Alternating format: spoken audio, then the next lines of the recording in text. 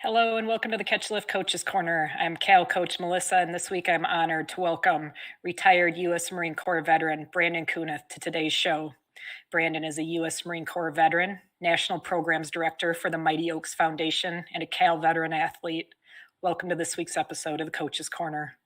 Branden, welcome. Thank you. Thank you for having me. It's great to be here. Oh my gosh. Thank you so much for taking the time with us today. We're so excited to hear from you. Let's jump right into it, Branden.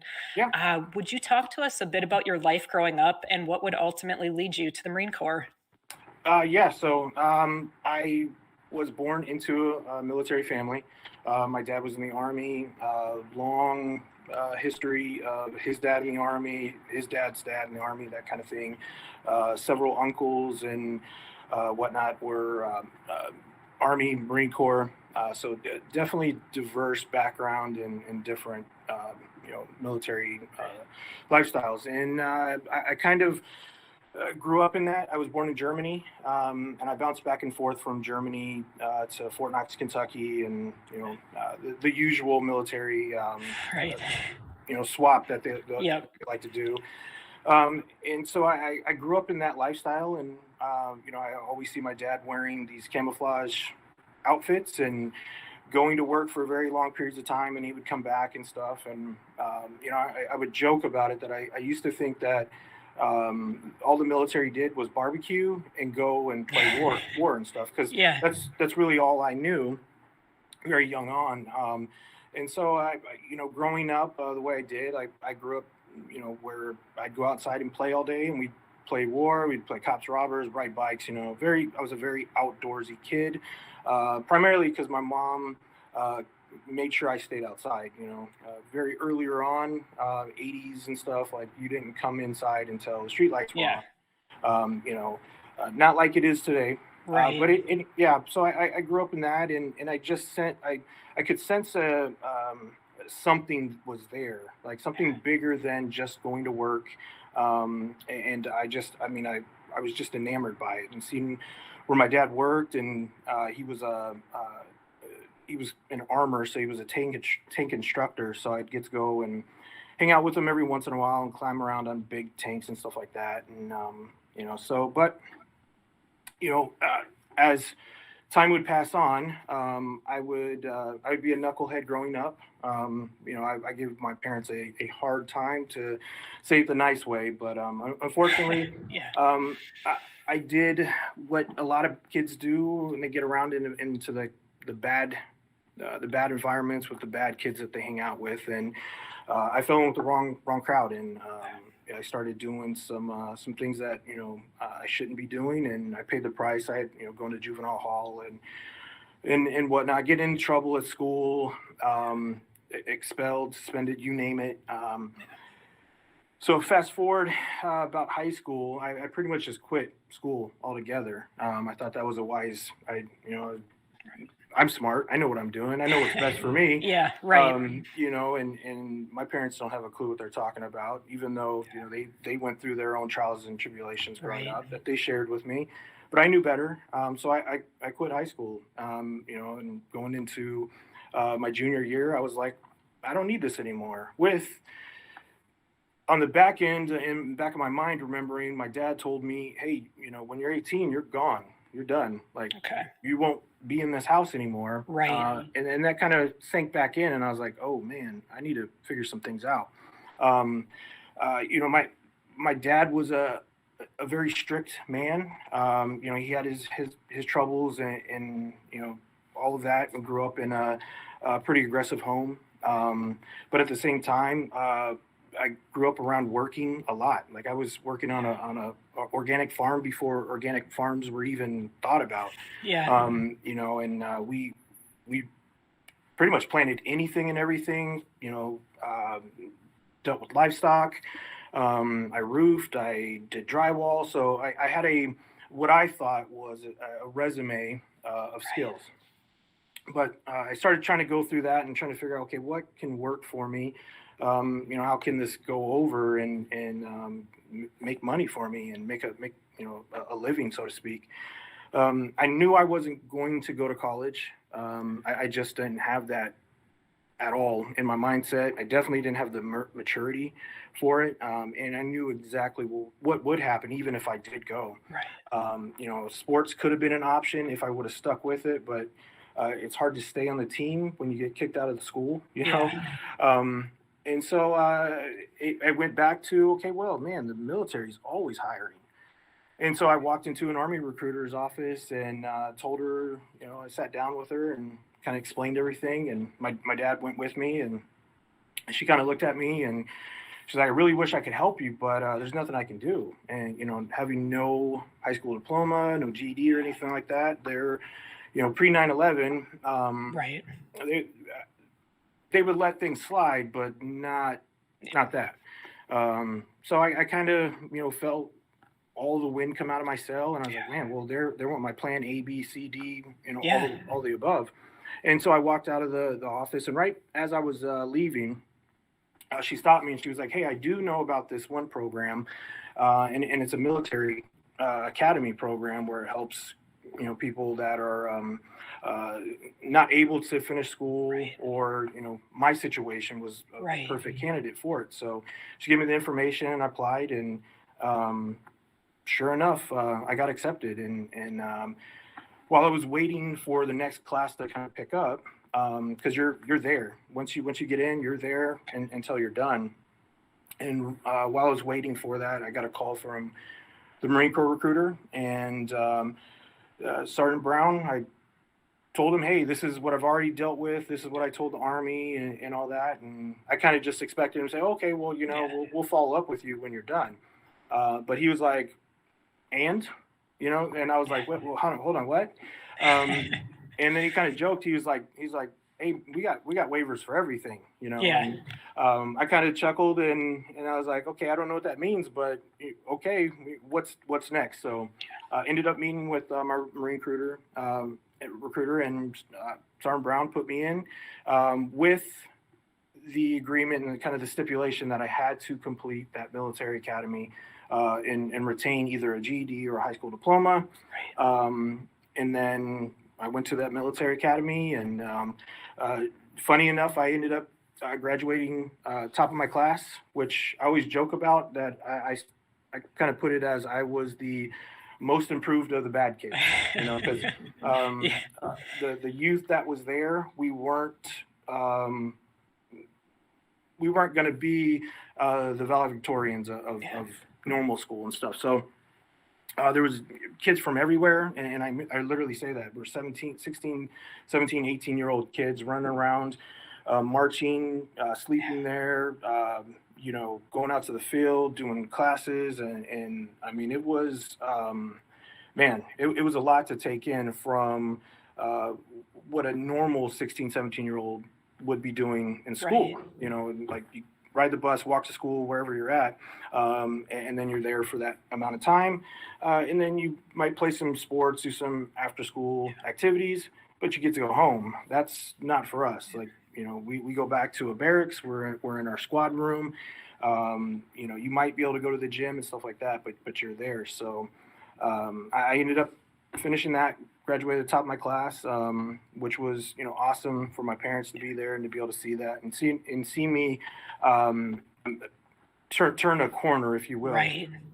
And then straight after I got done with that, I went into boot camp in Marine Corps Paris Island, South Carolina. I was standing on yellow footprints, going through some doors, getting yelled at by some guys, that were called drill instructors, and I was in it, right? Yeah. And so I went through boot camp, and it was interesting to, as I was going through boot camp, I recognized most of what was being done. I knew how to march, I knew how to stand still, and stand in the position of attention or facing movements and stuff like that. So basic drill was natural for me in the sense that I had been doing it for so long. I was Right. kind of the cadet first sergeant, so I knew how to march guys and stuff like that. But at the same time, this is not the Army kind of training that I was used to. That military academy was ran by National Guard Army cadre. if I remember right, they're called cadre, but most of the guys are either reserve or guardsmen, and that's like Right. the collateral duty that they'll get paid for doing that. So I started quickly noticing some very distinct differences between the Marine Corps and the Army, and again, before that, I had kind of a general understanding, but I was quickly immersed into learning what a bulkhead was, and port and starboard, and these other things, and just the basic lingo that the Marine Corps and Navy will use, and that kind of started my Marine Corps career. That's absolutely incredible story, Brandon. Thank you for sharing that with us. Mhm. What MOS would you enlist with the Marine Corps? So I went in as a 0331, which is a infantry machine gunner, with the additional MOS of, I believe it was 8152 at the time, which was Marine Corps Security Forces. And what that is a special assignment that you might do prior to actually going to your actual military job. And I got after School of Infantry, excuse me, where I learned how to be a machine gunner, learned basic infantry stuff and stuff like that. I went to a follow-on school, which is Marine Security Guard School, which is different than like your MSG, embassy duty kind of school. And so I went to that school, and then ended up finishing that school and got stationed in Rota, Spain as my first duty assignment. And so I did that for 18 months before going on to my what we call Victor units, which is the Marine unit that we actually fall under, where I could actually serve as a traditional machine gunner in infantry Okay. battalion, company, squad, all that. Okay. Uh, Brandon, you would go on and you would deploy several times. Would you talk to us about some of those deployments?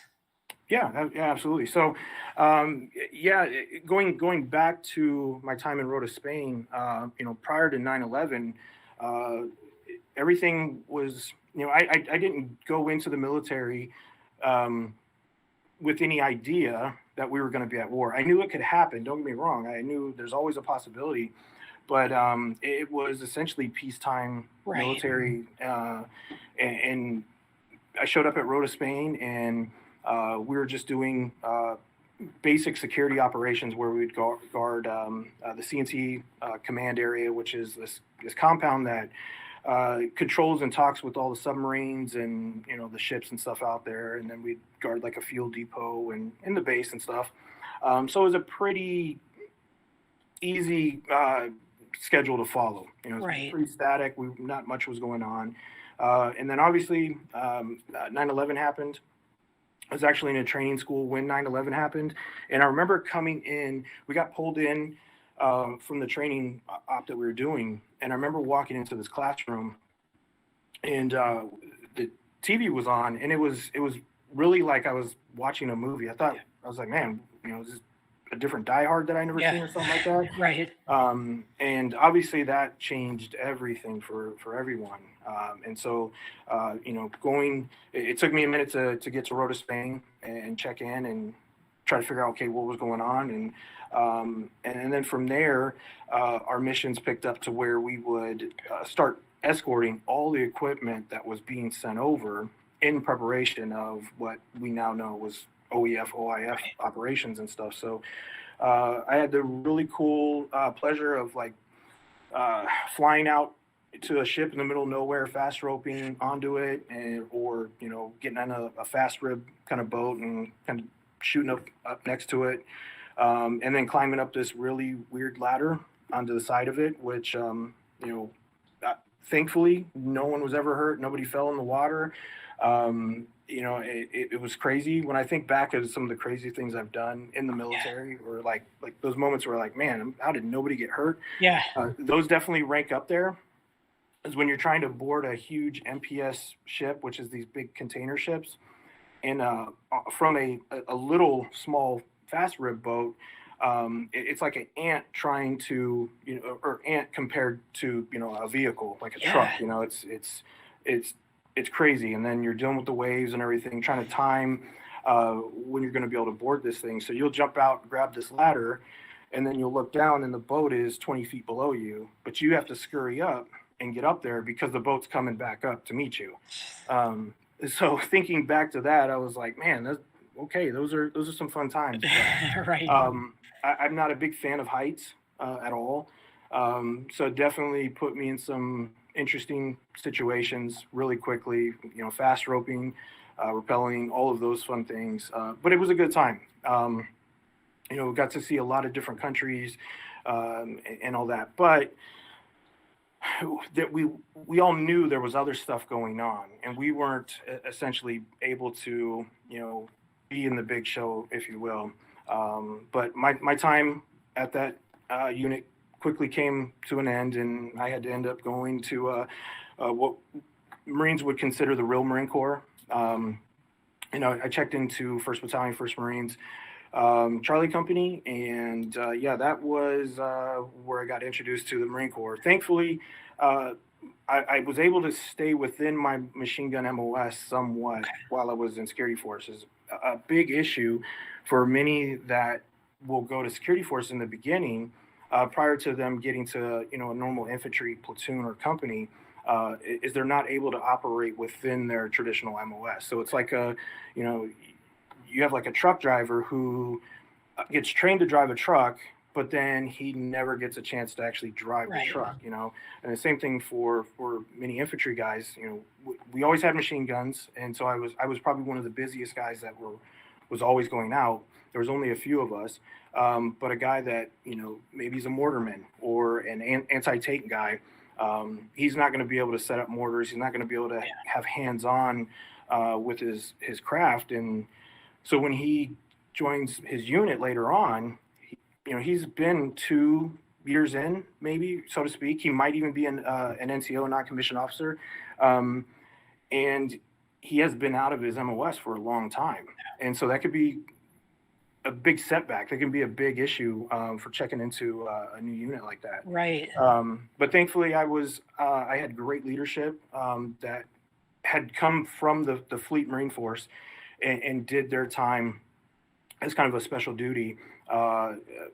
And those guys kind of stuck it to us and said, hey, look, you need to stay with this. And, they constantly drilled us, made sure that we were staying on top of our stuff. And then I just had the chance to be able to always be doing it. But I checked into the Real Marine Corps, like I said, and started training up. And we knew we were going to go on this thing called a MU, a Marine Expeditionary Unit.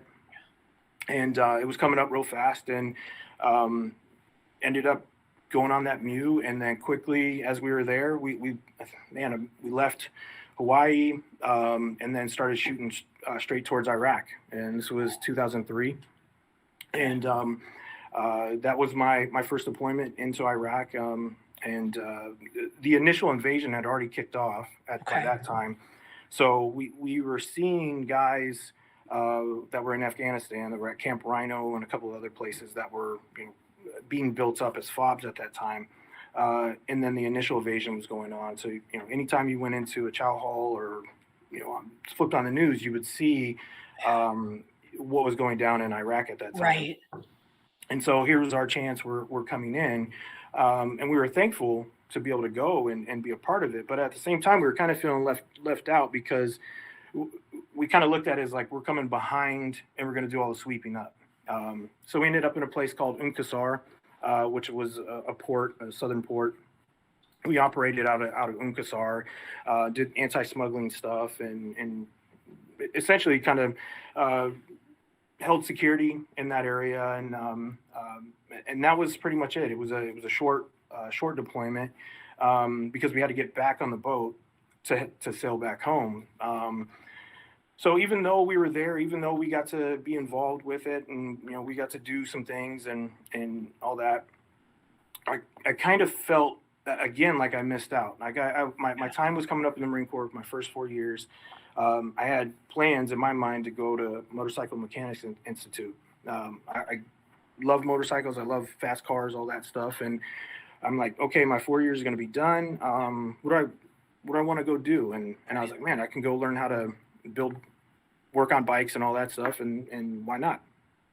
And so we were coming back home, and that was going to be it for me. I was going to be done, and then I got notified that another unit was quickly going back over, and they needed guys like right away. I had just enough time to be able to jump on that, and I did what we call a cross deck. So I stayed within the area that I was at, and I just transferred from First Battalion, First Marines to Second Battalion, First Marines, Okay. and I got assigned to Echo Company, and I found my place in a place called Fallujah, in 2004. Much different Yes. than my first deployment. Not to say that my first deployment was a cakewalk or anything like that, but this one was the Wild West, if you will. Right. Yep. And so, I joined into a new company, a new section, a new squad, and it was, I had to hit the ground running, full speed, because these guys had already been either they were on the prior Iraq deployment where they fought in Nasiriyah and a couple other places, or they're newer to that unit, but they had time to train and be around each other and stuff. So they knew everyone. Right. They had already received quite a few injuries and casualties, unfortunately. And so I got thrown in there along with some other guys, and we ended up doing that deployment. And then that was where things started becoming different. At the time, I didn't really notice it, but I could sense something was a little off. I kind of grew up as an angry kid. Just in general, I would try to mask it with being a class clown or acting out and stuff like that. But Right. I grew up as an angry kid, and going into the Marine Corps, it seems so fitting because here, man, you get promoted and recognized for being the angry and tough and rough, Right. and all that. And I definitely adopted the Marine Corps idea of what a man would be, is the guy who's the toughest, the fastest, can drink the most, give the most girls, say the most F-bombs, all of that. And I easily adopted that.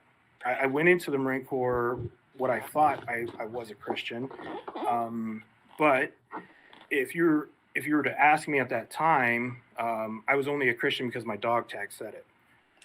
I looked at it as like being a Marine and a Christian couldn't coexist. Like those couldn't be together. They were just in two different fields, and so I essentially had to put my Christianity up on a shelf and say I'll come back to that later.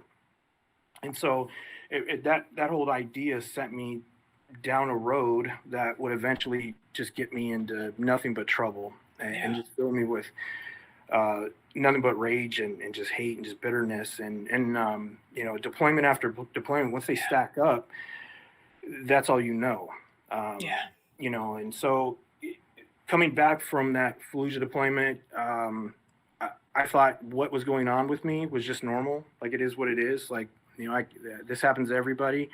My drinking increased to like craziness. And coming from Spain, like, I mean, they take siestas, which is they literally take a break so they can party more, right? Yeah.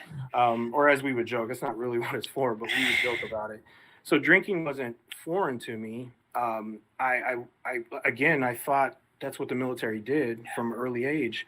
I started drinking at a very early age, and for me to be drinking the amounts that I was drinking now was just unreal. And then getting into fights and just getting into trouble in general, always being out, not coming home like I was supposed to. And, I was in my first marriage at the time, and I was completely just wrecking that. And I didn't care because, again, my mind was like, oh, I just got back from Fallujah. This is how things are. And I got a combat ego, if you will.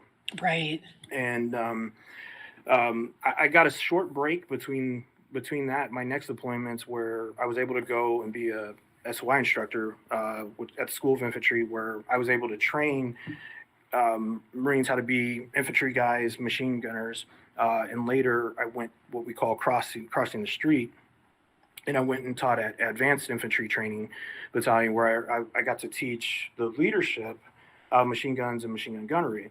And even in that break, I didn't slow anything down. I didn't take a pause and try to look at how much am I drinking? Why am I so angry all the time? Why am I acting like this? And just all the issues of um, being just jittery all the time, Right. or just filled with anxiety and uh, sometimes fear of like, man, like what's that? Because again, post traumatic stress, all of that TBI was not talked about, Yeah. and if it was joked about. Um, For you know, sure. Yes. we definitely would come back and fill out forms, and everybody would check what they wanted to check. We would get Yep. the command talk of like, hey, you're back home. Don't beat your wife. Don't get in Yeah. trouble. If you're in trouble, make sure you call. And that was the gist of it. And we went out and went in one ear, went out the other. Right. And it was just this perpetual cycle for me. I kept stepping in the dog crap, if you will, wondering why my shoes were stinking, right? And I just kept doing the same thing over and over again. But at the same time, I was going to work and I was being a rock star. I was Right. performing at Yeah. work, and I was doing what I needed to do. So I thought, okay, I'm good. Like, there's no issues here. And then that time, was up for me, and I ended up having to go right back into the Fleet Marine Force, and I checked right back into the unit that I had just left, which was crazy, because that normally doesn't happen. So I went back to the 2nd Battalion, 1st Marines, but I went to Weapons Company this time, and I started deploying again. And if I wasn't deploying, I was training, and if I wasn't training, I was out partying and stuff. So I was never home, and when I was home, I really wasn't there. It was really hard for me to disconnect, and be home. By that time, I was through my second marriage, about to have a daughter in 2007, trying to figure out how to do all that. It was Right. through an adulterous affair that I had, that I ended up going through all that, and having to go through the two marriages that I went through, and countless other issues of me, messing around and stuff. And Right. it's still shameful to say this, but at the same time, where I'm at now, looking back, um, you know, I would go into a bar, but before I would go into the bar, I would remove my ring, and I'd put it in my glove box, or my center console, and I had no problem with that. That was Right. a normal thing for me, and that's just kind of to frame how far I let myself get. Right. That's a key thing, is like how far I let myself get, because one thing I learned is that I never lost control of the ability to make the choice. We in the veteran community, and just life in general, we'll try to justify things, or say, well, this happened to me, so this is what I have to do. But in Right. reality, that's not the case. Like, you can decide to not let your past define your future. Like, Yeah. there are some things you can control, and there's some things, of course, you can't control. But you have to look at what you can. And one thing you can control is how you respond to a situation, and the choices that we make day in, day out. And I failed repeatedly over and over and over again, because it was all about me. Yeah. Everything was all about me, is what I wanted to do, what kind of made me happy at that moment, which, was a very fleeting thing. The only feeling I could probably say I had was just anger. Yeah. And that was easy for me to operate in. That was my comfort zone. Right. And I kind of looked at it as a fuel. And so anger, the rage, and everything was a fuel source for me, and it got me through the day. And when I was exhausted, and I couldn't conjure up the hate and bitterness that I needed, alcohol was there. and Yeah. it easily filled the void for me. And then I was go out and party with my boys and do all the kinds of things, and and just stay in that lifestyle. I remember uh, coming home from a training op, and I came home late. And my daughter was probably about 2 at the time, and I walked through the door, and it was yeah, about 10 o'clock at night or so. I walked through the door. My wife and my daughter were on the couch watching TV, and I remember I remember my daughter kind of falling off the couch and getting tangled in the blanket because she was excited that I was home. And I just remember. I mean, I can remember it to this day. And her excitement coming and running up to me um, because I was home. Yeah. What I can say is that I don't recall any more experiences like that much after that, Yeah. because as my daughter got a chance to spend more time with me, um, I, I didn't realize it, but she was afraid of me. And the same thing with my wife is that I had become a monster in my own home, and I made it to where everybody had to walk on eggshells around me. And if I didn't get my way, then a door would get ripped off its hinges, or a hole would be in the wall, or something. I Right. would lose my control. But again, when I went to work, Yeah. I was a rock star. So I had these two masks, um, and it was easy to put this mask on when I went to work and be Staff Sergeant Kunath. Yeah. And then when I went home, I had no clue who I was, and I had no idea how to be a father, how to be a husband, how to be a brother to my sister, how to be a son to my father and mother, because all I thought was I'm only a Marine. This is what I know how to do, and that's what I'm doing good at. And it's real easy to kind of fall into that. Well, I'm doing really good in this, and this Yeah. makes sense to me, and I'm going to do that. It was crazy that I could think my clearest in chaos. When things were going on, I was at my best. I could slow time down, almost like movies, and it's not quite Right. just like that, but in my mind as I play it back, I can think back and I can notice all these little things that most people wouldn't even have a clue was going on. But I could do that then. I could make decisions. I could call in, fire support at the drop of a dime, and think through things clearly. But when I got home, I couldn't even go to I couldn't even go to like a fast food place without having anxiety, because my wife and I are going to argue about something to order.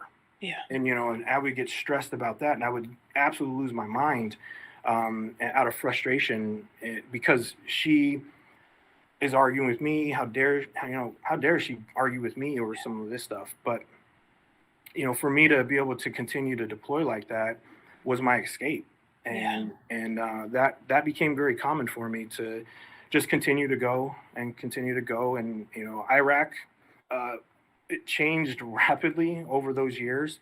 From the time of my last '04 deployment to when I went back in '08, it was really different. ROEs were different. Yeah. The lay of the land was different. The bases we were staying on were different. So that took some crazy adjustment.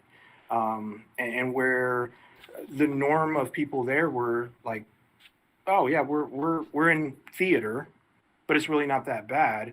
My mind was still in previous areas of my Yeah. deployment, because it's really hard to turn off the way things can be when you're exposed to the worst of the worst, right? When you know how bad things can get, even though that situation that's at hand right now seems good, it's really hard to not think about that and not go back and say, man, like, why are we walking out without gear on? I remember we were in South Sinjar, which is very up north on Syrian border. We were doing border reinforcement stuff, and I remember we went and did a key leader engagement with some of the Iraqi police and their border patrol guys. And one of those things that were coming down was like this change of posture, and that we wanted to try to make ourselves less threatening. We're the United States military. I don't know how much less threatening we Yeah. could be. Right. But somebody in their great wisdom thought it would be a good idea for us, key leadership, to um, basically remove our equipment, our gear, Oh, jeez. our flak or our helmets and stuff like that Yeah. as we're going into this key leader engagement. And I mean, I don't know how many arguments I've had with my platoon commander and senior leadership at that time. And thankfully, one of my first sergeant, my company first sergeant, who um, was a legit first sergeant, battle hardened. He was Jason Dunham's platoon sergeant. Jason Dunham was a Medal of Honor recipient after jumping on a grenade. So he'd been there, he'd done that, he'd been exposed to it all the way back to Somalia. We went through combat instructor school together. Okay. So I got to know him really, really well. And he was the one that kind of calmed me down and was like, look, man, this is just how it is. Like, climate's change, Yeah. this is where we're at. And he was able to kind of bring me back under, but it took a lot for me to think about going outside and meeting with these people Right. who I thought were out to get us. And, some of them were, unfortunately. But my point is like trying to go through those rapid changes, in a deployment where the rules of engagement are always changing. And then trying to make sure that your Marines are safe and that you're able to take care of them the proper way. And then you switch gears to go to another place called Afghanistan, which they're completely different. They're a different environment, different type of people. Your enemy out there is much different. So you're switching gears constantly. And it's just a lot for anybody to deal with, much less after you've already kind of been mentally exhausted, for that period of time with very little breaks. And so it catches up to you really, really fast. Oh, that's so much, Brandon, and that you went through those years, and really in a tight frame period, right? We're talking 7-ish deployments, um, different environments, very kinetic, different countries. And like you said, Brandon, it's interesting because you felt almost like you were wearing two different masks. At work, you're a rock star Hmm. and, you've got that completely locked down, but at home, it's a different mask that's on and it's quite a different situation, what's actually happening. Can you kind of walk us through, Brandon, what would happen where you'd kind of finally come to that full realization something isn't right and I need to pursue help? Yeah. So it's kind of a two-part for me. I remember coming back from my Afghan deployment, and all my dates get all blurred together, but I think it was about 2011. My son had just been born. He was born actually 2 weeks after I left, so he was born on Halloween, and so I came home to a 6 7 month old child, a son, and Yeah. I remember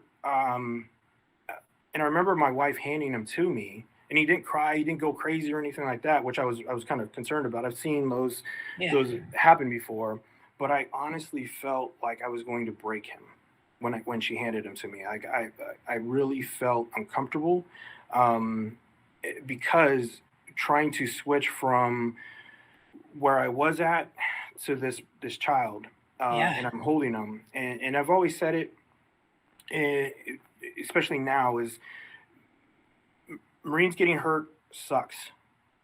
Soldiers getting hurt sucks. It's not that it doesn't matter or anything like that, um, but seeing a child or a woman get hurt, injured, killed, and tortured, all of those things is so much different, at least for me, than some of my brothers and sisters that did get hurt or killed. Like, they still affect me. Don't get me wrong, but Right. in so many different ways. I look at it because they're innocent and like they had Right. no part in it. They were just there, Right. and the unfair aspect of it was really bad. So I really had a hard time dealing with that and kind of sorting that out. So here's my son, and being exposed to seeing women and children hurt and some of the stuff that happens there. worried me and bothered me. I'm like, man, I've got this kid, and and so trying to decompress really quickly as soon as I got home, so I could kind of insert myself back into my family. Um, it wasn't a surprise to me that it didn't take long before I was off the rails again. A simple conversation. I was probably back for maybe 2 days, and a simple conversation like caused me to just launch my laptop over my head across the room. And here goes my laptop. You know, and that's just the norm. It's like you just Yeah. react the same way that you're supposed to react in combat, and Right. when you're in contact, it doesn't transfer over to civilian Yeah. day to day at your home, and it shouldn't. Those are way different things, but that was the only track my mind was on. That should have been the wake up call for me, but it unfortunately it wasn't. Again, I kept doing the vicious cycle, and it wasn't until I went on my final seventh deployment, which was a non-combat deployment. It was another MEU, 31st MEU, and we had come back from a training event in the Philippines. We were in Crow Valley. We just were out there for 2.5 weeks or so, training a lot. It was rained on us. It was super hot. It was not a fun time, so to speak. And I got back and turned to Liberty, where we went out, and I got really drunk, like real drunk. And next thing I know, I'm in our staff NCO berthing, and I'm getting into a fight with all of my buddies who I was really close with, and they're kind of holding me down and trying to calm me down and everything. And I ended up breaking my hand, and I got what's called a boxer fracture. Well, you can only get a boxer fracture one way, right? I tried to lie and say it happened a different way. The medical officer that seen me, he knew better. He knew me for a while. He was actually our Yeah. medical officer at my patrol base in Afghanistan before I ended up going over to the embedded training teams and training the Afghans. But I got to know him really well. He was a prior enlisted guy. He went from like senior chief to a PA. And he saw something was way off in me. And he was probably the first person to call me out and say, what's really going on? Because I tried to lie and say that the rack on the ship crushed my hand, because we have these things called coffin racks. And they're heavy. And don't get me wrong, if you get your hand smashed in there, it's going to hurt. But it's not going to break it to where you have a fourth and fifth metacarpal up fracture.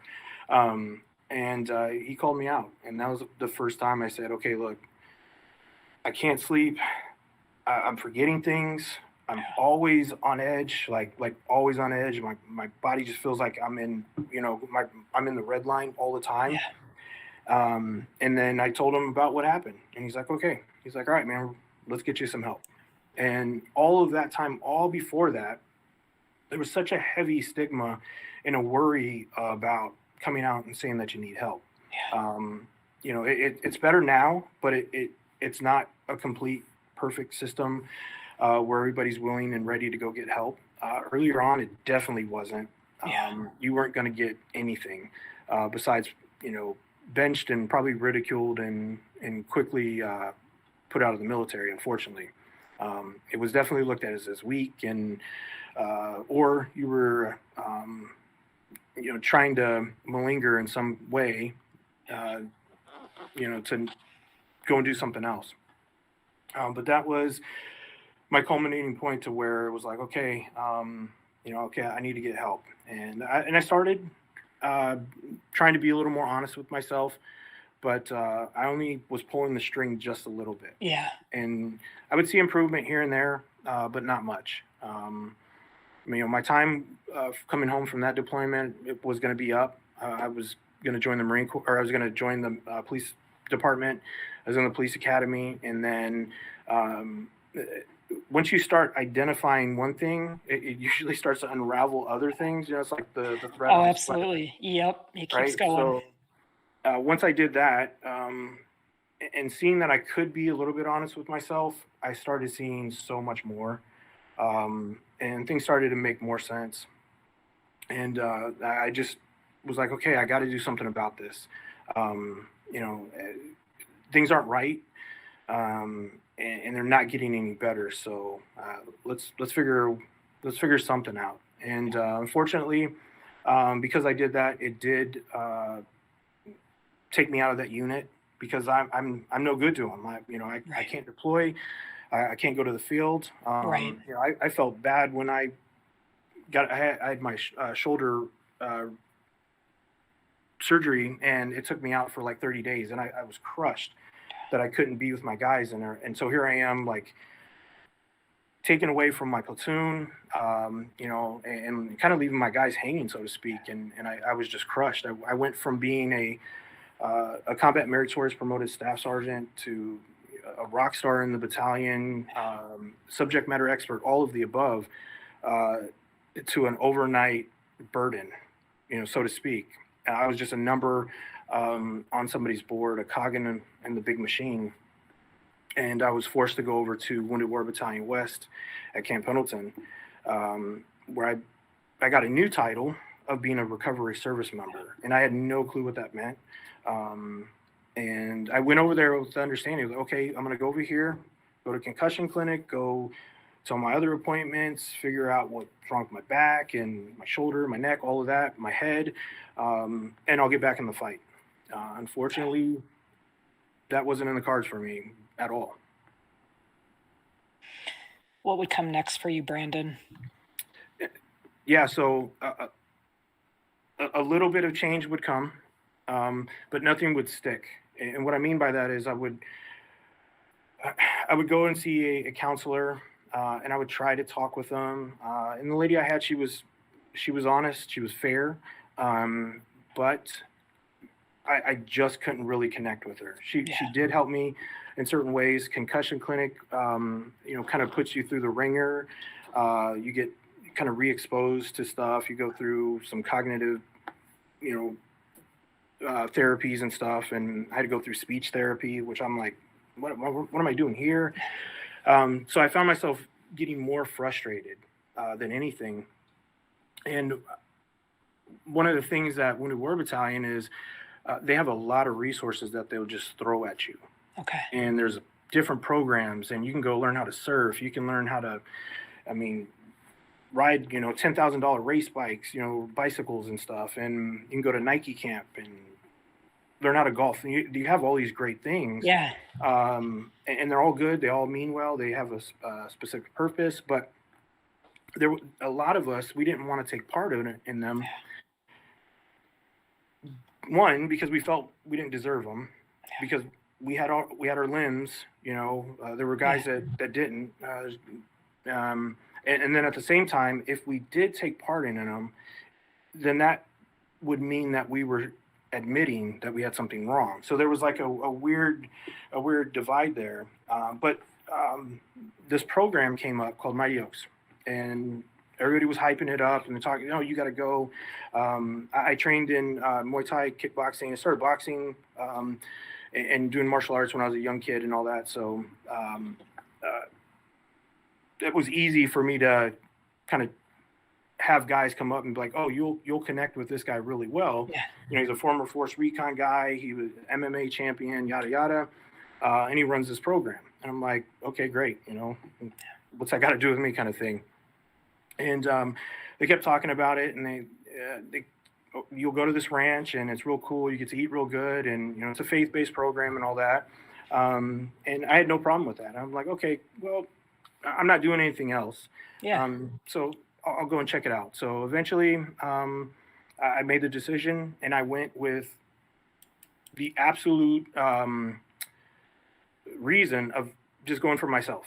Like, it was for me to go and check out, and just do it for me. And it wasn't like to change or anything like that, but it was to like, just check out.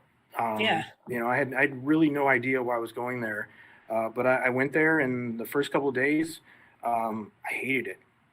Like, straight up, I hated it. Like, I did not want to be there. Like, who are these guys challenging me, asking me these questions, poking me in my chest, Yeah.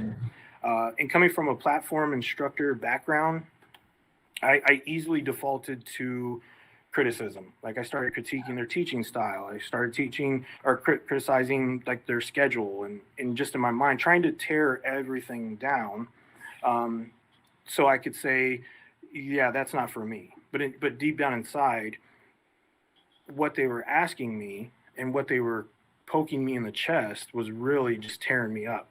Um, and hearing and hearing scripture laid out the way it was and how it applied to me being a man and how far I was off. One thing I never thought of ever, going back as long as I can remember, I never thought about called a word called legacy. Right? I never thought about that word at all. Never crossed my mind. What kind of legacy am I going to leave? You know, if you would have asked me, I probably would have pulled up a picture of me and my blues or something, you know, Yeah. or all the cool things that I had, like a fast car, Ducati, you know, all of those things.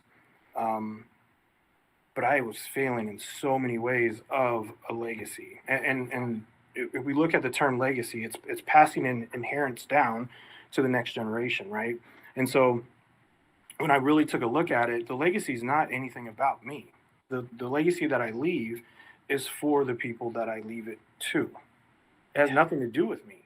And they asked me a question in general, and they asked everybody, but it was to me directly, as I thought. They asked, you know, if you could box up all of your life up to this point, and you hand it to your family now, what would they do with the box? And I really couldn't answer that question, and I was scared to really answer it, even though I knew. But I had a strong feeling that my wife and my kids would want nothing to do with it, because by that point, I had only. It was only a matter of time before I lost my family. It was only a matter of time till I actually followed through with some of the thoughts of ending my life. Right. You know, I was continuously playing Russian roulette with my day-to-day choices that I was making, and eventually it was going to run into a point where I lost my family. What's the point, right? How do you get to a point of hopelessness? Well, you lose all hope, and that was the deciding factor for me. And once I came to terms with understanding that I'm going to leave a legacy regardless, it's either I choose to leave a legacy that's worth leaving, or I don't.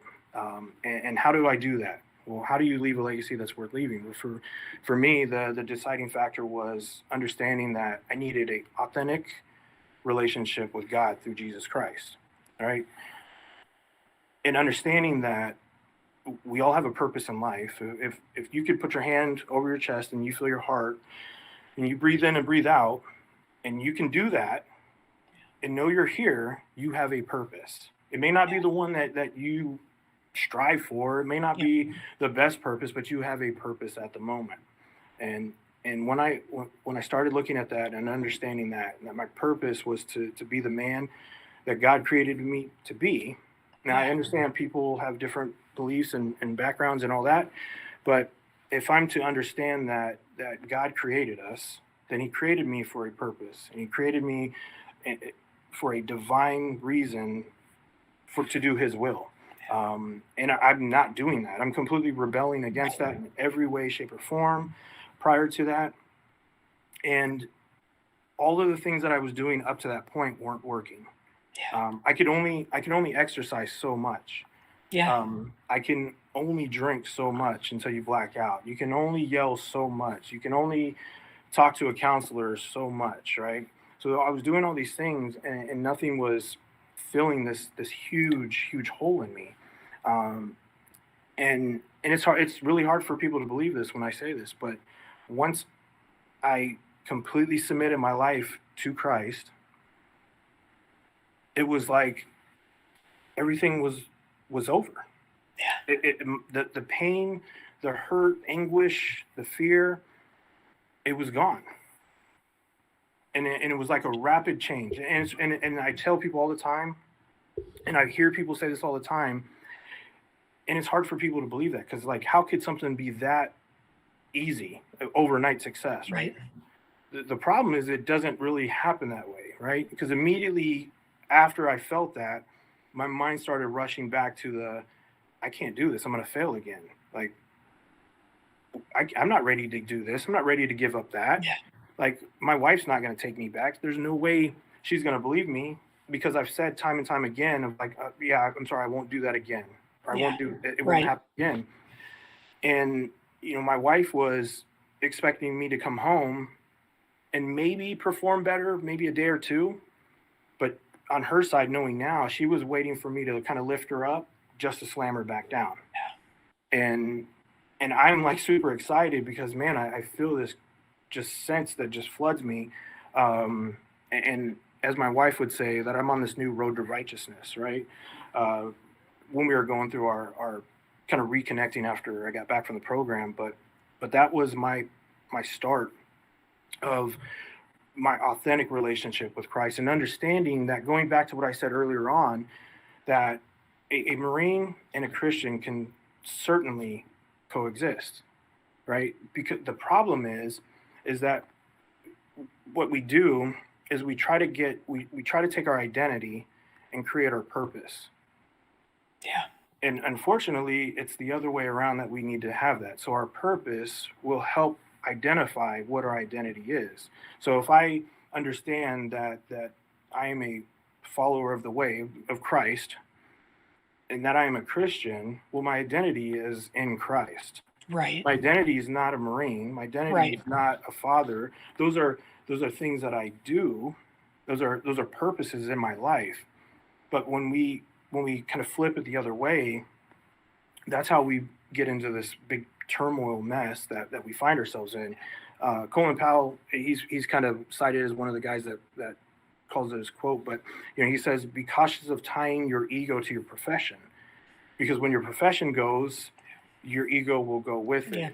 And then what? How many times? I don't know how many times I've heard guys and gals that exit their time in the service, and they're like, "I have nothing left to give. I don't know what to do. I don't know what my purpose is in life." Well, let me tell you, like, that's a chapter in your book. If you're still breathing, if you still got things going on, not to say it's going to be easy, not to say that everything's just going to happen overnight, but you still have a purpose in life. And I can understand, through understanding what God's words, what Scripture tells me, is that my purpose is to honor and glorify God. And if I'm doing that, then everything else will fall into place as it's supposed to be. That if I'm choosing to do God's will, then I'm going to be all right. Because, the old saying of like, you can never go wrong doing the right thing, right? You can never be wrong, and so if I'm doing the right thing, understanding what's right is defined by God, not by my opinion or somebody else, that I can understand, okay, now I can have a strong foundation that I can stand on, and then start looking at everything else for what it is, and choosing whether or not I associate with this or do I go with that, and really being able to make wise decisions moving forward that will, benefit myself, so that I can lead my family the way that God has intended me to lead my family, because that's what it all boils down to. Absolutely. Everything that I need to do is to be the leader of my household, and that's not a kind of like a dictator statement or anything like that, but understanding in my home that, just as Scripture says, as for me and my household, we choose to serve the Lord as a family, and my wife and I were on the same equal plane, but we both understand that we have different roles and responsibilities within the house. But either way, we're there to support each other for the benefit of raising our children so that they could grow up and then continue on. Because I don't want to see my son or my daughter have to go through the same things that either my wife or I went through. But understanding the strength that I find now is not in me. It's not in the weights or alcohol or drugs or anything like that. But the strength that I find in Christ to get me through the day is the same thing that I want to make sure my children have. So that when life hits them in the face, because it will, right? 100%. They Yep. can know, or they will know exactly where they need to go to find comfort and find support. Just as Jesus tells us that all that are wearied and burdened, that they can come to him because he will give us rest, right? And they know that, and that they can take his yoke and not have to worry about trying to get through life on their own and figuring things out when we have a creator that has done it for us. He hasn't made it easy, and by all means, we've definitely screwed it up. But at least they know where they can go get truth that's remaining steadfast, and that's never changing, rather than kind of figuring out what advice they're going to get from TikTok or some of the other social media stuff, and Right. the good word that gets floated around on social media or just by friends. Branden, thank you so much for your openness and your honesty about your journey in life, the Marine Corps, and ultimately what would lead you to an intimate relationship with Jesus Christ. We are so very excited to hear the rest of your story. And this is an episode we will be breaking up into 2 parts. So we will return next Wednesday at 1 Eastern time with the conclusion of Branden's story. Thank you so much, Branden, for sharing your story and your light with us all today. Absolutely tremendous. And we can't wait to hear the conclusion. That's it for this week's episode of Coach's Corner. We will return next Wednesday, like I said, at 1 Eastern time with part 2 of Branden's story. Thank you to ClearBridge and ID Technology for your support of all things Catch a Lift and the Catch a Lift Coach's Corner podcast. Thank you to Lynn Coughlin, Henry Pomper, and Kaylee Nasiri for your work to make this podcast possible.